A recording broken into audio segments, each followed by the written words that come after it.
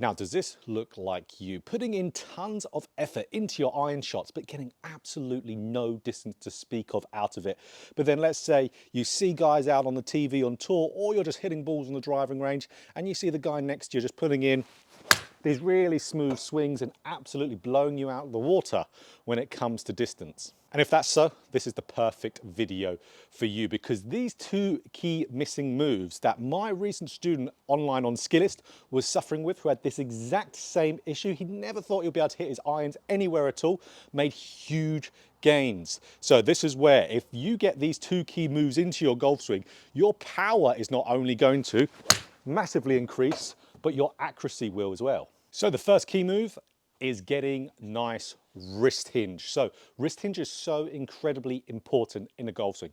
It's your lever system. It creates that nice angle, which makes it possible for you to be able to compress the shot. So what we were seeing my student do, which so many of you golfers out there do as well, you're getting wrist hinge like he was, but you're getting the opposite wrist hinge. So we saw him hinging his wrists down there. So if we look here on the hack motion, if I hinge my wrists down, it's going to go into what we call ulnar deviation. So if we have a look there, 50, 49 or so.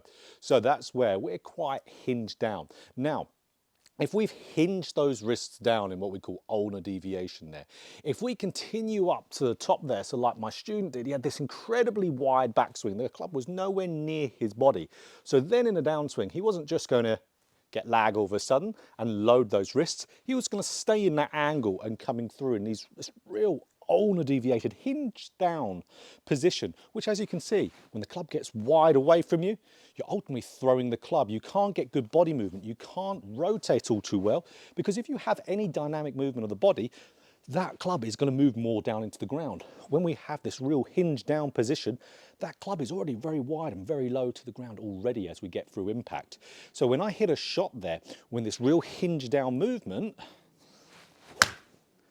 I can somewhat strike a good golf shot if I keep my body really quiet, but as we could see there from the distance, I'm going to get absolutely nothing out of it. So the change we made, and what you need to do out there, is simple. We need to, instead of hinging down in that ulnar deviation, we need to hinge the wrist slightly up, which is called radial deviation of the wrist. So we're going to see here on the hack motion, as soon as I get that more kind of thumbs up type of hinging up movement, we can see we're going more into the plus with that rad there. So that's, of course, rad is radial deviation.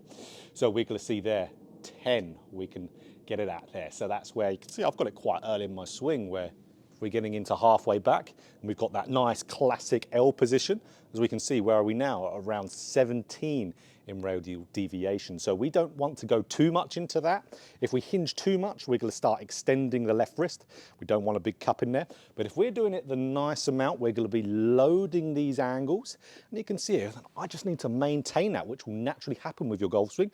And you're going to then give yourself the chance to be able to use the body more, because we're getting that club again, a little bit closer to us. It's not too close now. It's certainly not here like my student was. But now you're able to then, as you move down the downswing, for the club to get narrower to you, because you can only do that if you've loaded up those wrists nicely. You can pick up some lag. The body's going to respond by turning better. So let's hit a shot here, see the difference in distance. We'll get to the exact cool little drill I did with my student to get this into his swing.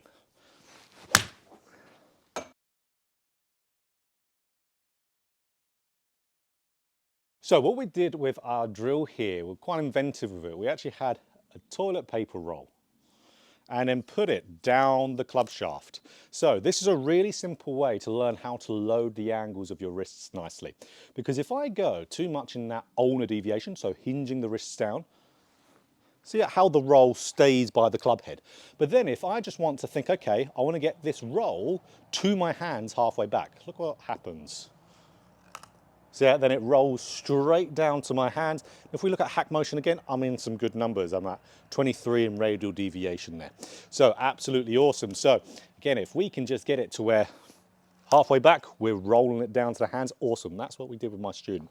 Just getting it to where it's rolling down to the hands. And here's a cool one as well.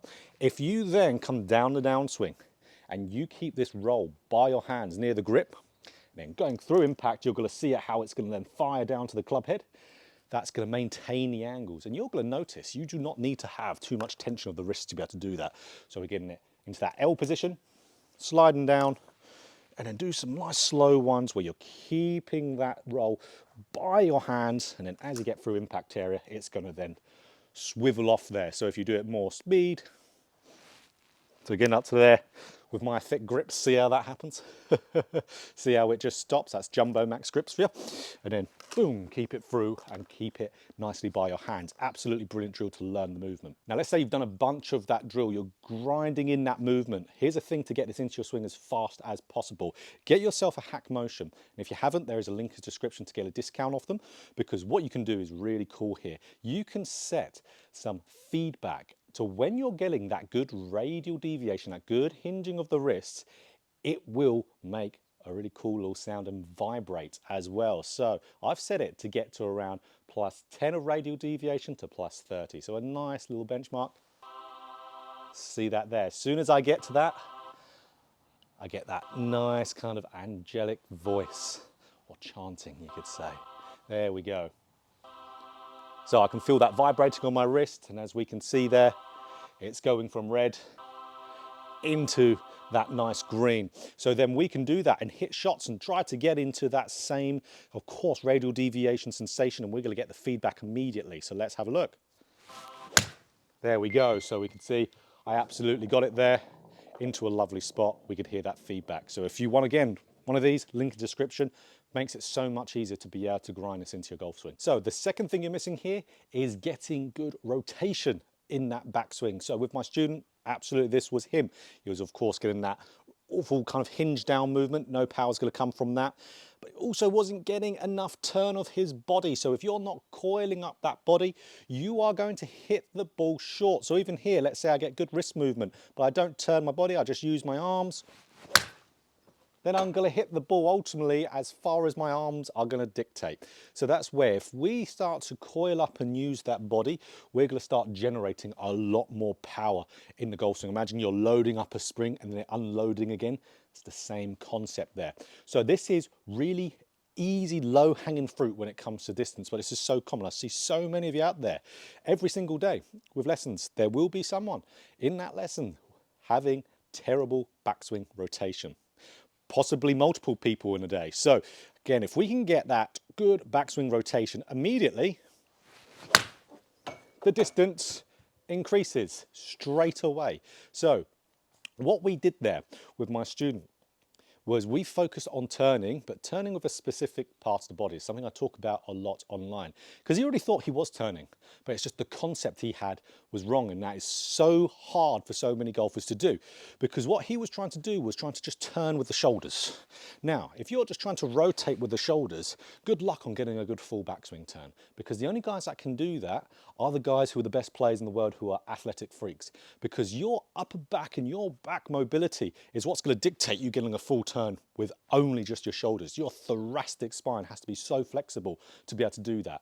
Really unbelievably difficult to be able to achieve that. But what we want to do, we want to turn the hips, because if you turn your hips, get good hip rotation, your shoulders and your upper body is going to turn along with that.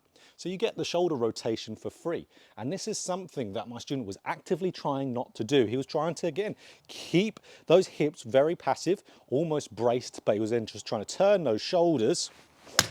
And not only would it make the ball go short, it actually gave him back pain as well, which is something we see quite a lot. But what we want to do, just like the golfers back in the day, get yourself good hip turn.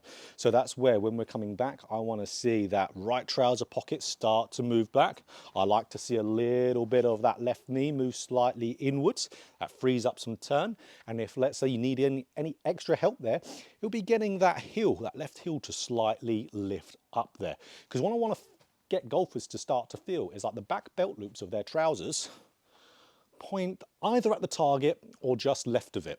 So that really creates some good turn. So you're going to see here from this angle, if I'm getting the back belt loops of my trousers pointing at you, that is going to give me a ton of rotation there, and that's going to really bolster up my speed. So this is the drill we did to be able to get there. So we just grabbed an alignment stick, put it through the belt loops there, and ultimately we just tried to get this stick going halfway to the golf ball as well as we could. If we felt like the left heel needs to lift up, so be it. If the left knee needs to go in, so be it. But we wanted, whilst we were getting that to go halfway to the ball, we're having that little sensation like someone was grabbing our right trouser pocket and just giving it a little pull back. That gets the hips moving deeper, which keeps you in your posture in the downswing really nicely as well. So we implemented a good few swings there to where we're getting halfway back, getting a little bit of hip movement just to get that good radial deviation of the wrists. But then we're making sure, okay, we're doing that, but at the top of that swing, getting that stick to point halfway to the ball. Make sure you're doing that as you complete that top of the backswing. So here we go. This really, really helps massively.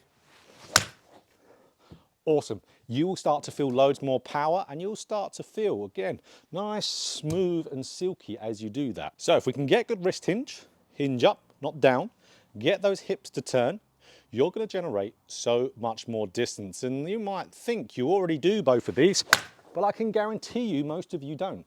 So have a good practice at these. Again, there's a link in the description for the hack motion. Really important. You can do so many things with it, more than just working on wrist hinge. Probably seen in a few other videos on my channel about it. Really good tool to have. And if you want any help one-to-one on your golf swing, just like with my student we've been talking about in this video, it's all done online via Skillis. So no matter where you are in the world, we can work one-on-one together. And this is the perfect time as well, because the winter improvement plan has recently just released, which is absolutely amazing. It's improving so many golfers already with it just started. And that's going to be a great one to go for if you want your game to be ready for the next season, to have the 2025 season the best season you've ever had. So if you enjoyed this video, click that like button if you want more golf instruction, just like this. Hit a subscribe button, hit that bell button too, to be notified every time I put out a video.